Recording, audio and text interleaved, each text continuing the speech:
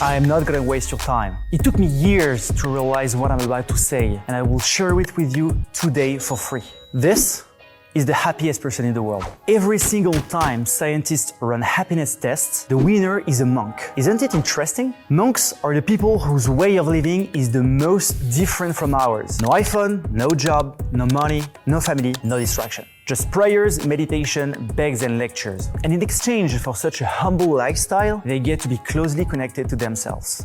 So, are we doomed not to be happy? I have good news. You don't need to be a monk to access the secrets of a lasting peace. And this is great because this is the key to your success. Stay until the end of the video if you want to succeed. First, you're gonna smash that like button.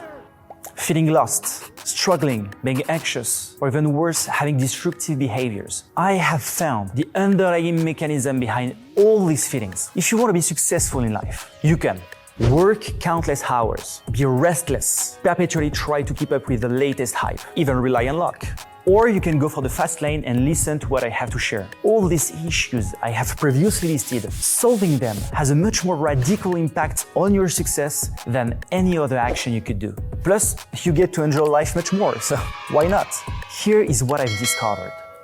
All of our sufferings have the exact same root cause, the belief that we are our thoughts. Or more specifically, the belief that we are the source of our thoughts, that we call the mind. We believe we are our mind. Therefore, we listen to what it has to say, which is often negative. But where does this belief come from? The intelligence coming with the mind allows us to plan, organize, and anticipate, which is critical when you are surviving.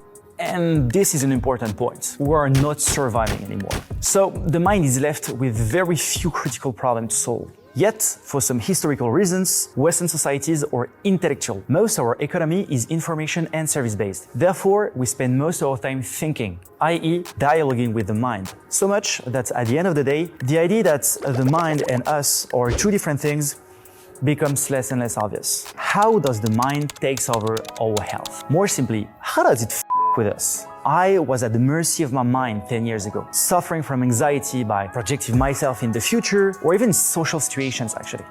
I am sure you experienced that. There are two big problems arising with the mind taking too much space. Artificial problems and a dysfunctional ego. What does it mean? By design, the mind is always spotting and anticipating anything that could put us in danger. So it's very negative, which again is great when you're trying to find a prey without being eaten by a tiger at the same time. What the fuck? But when death is out of the equation, because you have fulfilled all your primary needs, you're just left with the negative thoughts and the artificial problems generated by the mind. What if this business idea fails in the end? Am I good enough? Did I make the good decision? None of these problems are real. This is the mind brainwashing you. Remember, our potential is limitless, and nothing matters in the end, actually. See the mind as a crazy dog, always running in different directions. If you decide to tie yourself strongly to the leash, this becomes your problem. But if you leave it, this is not. Now, let's talk about ego. Every conflict, without exception, is a battle of ego. To consider oneself good and reinforce its sense of existence, the ego divides and fights, which results in frustration, anger, and sadness. When you stop giving such importance to the ego, you stop listening to what it says, like pursuing some goals you don't even like. Consequently, there is no more discontent, doubt, or the need to become someone else. The solution. So, now you're probably confused. After all, I just told you were not the person you thought you were. Then, who am I? And how do I become the real me? There are two ways: vigilance and balance. Each of them is sufficient, but combining them is even more powerful. Vigilance is putting yourself in the position of the observer of your thoughts. Let's make a fun experiment. Close your eyes and try not to think. Impossible, right? At some point, a thought was generated by your mind. But this moment, just before it happened, you were the observer. You were the real you. Notice also how for this state to be stable, you need to be at the present moment. And you can find many resources online on how to meditate. Do it as much as possible, because it will train your vigilance muscle, making it harder and harder for the mind to perturbate you. The other, even more simple way is balance. You see, the mind is just a tool at your disposal, a tool at which we gave too much importance. But you have other tools, like your body and your soul, for example. A way to reduce the overactivity of the mind is to give more importance to your other tools, leading to a more balanced toolbox. Spend time in your body, give it attention.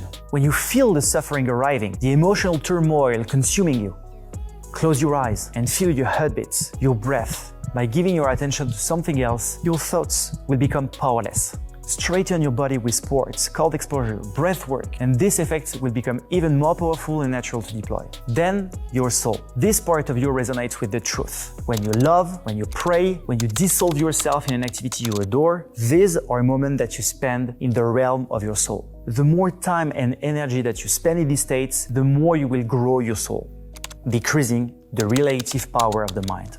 Now, you know everything. Once you will understand, though, the transformation will be total. Look at this video several times. This might help. And more importantly, leave a tiny, gentle subscription. On this channel, I will share with you the mindset and the necessary understanding to reach a massive and lasting success. If you are hungry and foolish, determined, and done with bullshitting yourself, we were meant to meet.